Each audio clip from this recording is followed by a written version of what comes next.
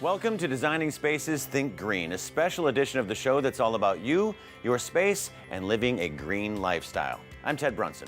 Today we have a great lineup of topics to help you and your family live a more eco-friendly lifestyle. So let's get started and think green.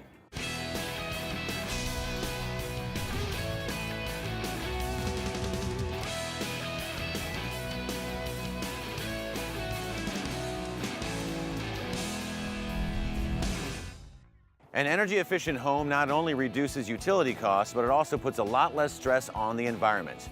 Rhonda Castagna got together with an energy expert and took a look around one home that showed how we can all be more energy efficient.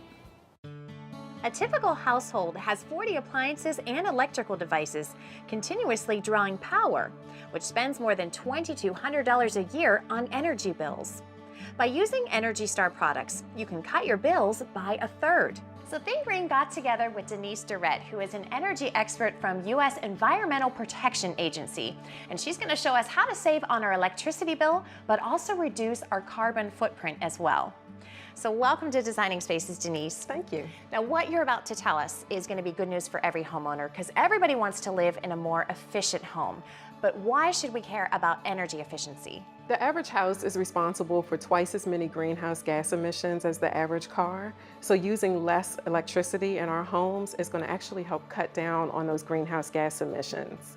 So being energy efficient in our homes not only cuts down on our energy bills, but it also is an important step in addressing climate change. What exactly is Energy Star?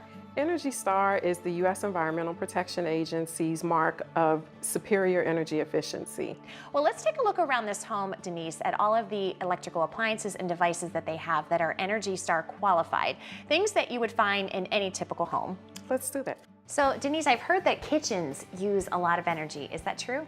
That is true, because one of the major workhorses in our home, our refrigerator, is found in the kitchen. It's run continuously, so it's constantly using electricity. The main thing is, if you're purchasing a new one, look for one that's earned the Energy Star, and you'll see the Energy Star label on the refrigerator. Oh, okay. An Energy Star qualified refrigerator uses less energy than a 60-watt light bulb run continuously. Another thing is, remember what Mom said, close the door. There's no need to keep it open, you're wasting electricity. All right, what about something like this, the dishwasher? Well, the dishwasher is another important area to save energy, because you're saving not only electricity but water as well. So there are some strategies to save energy and water when using them. One, you want to make sure you wash only full loads. You want to use your air dry instead of heat dry setting. All right, well, let's take a look at some other appliances in this home. All right, let's do that. So right here in our home office, if you have Energy Star qualified office equipment and you enable the power management features on your computer and monitor, you can save over $380 in energy costs over the lifetime of the product. And if every computer and monitor in U.S. homes were to sleep when they're not in use, we could save about $8 million a year in energy costs, and that would reduce greenhouse gas emissions equal to those from about 1 million cars. Well, let's go take a look at the part of the home that I think uses the most energy. Okay. Heating and cooling accounts for nearly half of the average home's annual energy use.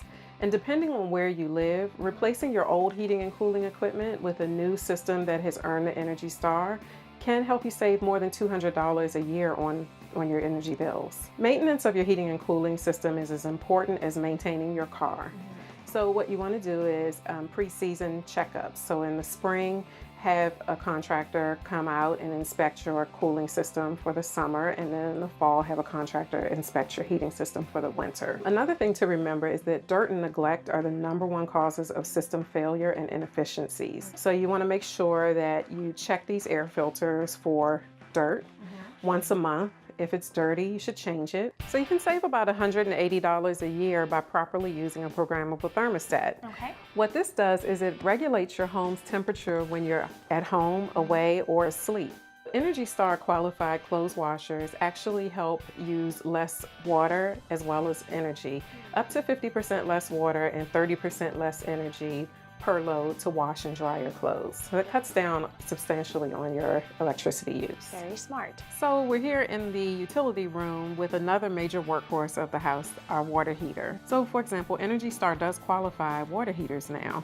And an Energy Star qualified water heater can save you about $100 a year on utility bills, and over its lifetime about $1,000. So that's a major chunk of change there. Well, this has been a lot of fun, Denise. I just have one more question for you. Does style and energy efficiency coexist together? Definitely. You don't have to sacrifice style to be energy efficient. So where can we find out more about Energy Star? Visit EnergyStar.gov and you'll find a listing of all of the products that Energy Star qualifies. Well, thank you so much for giving us this energy efficiency home tour, Denise. You're welcome. And you can also review any part of this show again by visiting our website at designingspaces.tv and just click under the Think Green section. We'll also put a link to E.P.A's website on our website as well. For Designing Spaces Think Green, I'm Rhonda Castagna. We all want clean water and a healthier ecosystem. We also want to find ways to lower our cost of living while maintaining efficient households. The technologies are here now, and they're improving our lifestyles and the environment. Let's keep moving in the right direction towards a healthier world. For Designing Spaces Think Green, I'm Ted Brunson. You can visit these websites to learn more about the participants on this edition of Designing Spaces.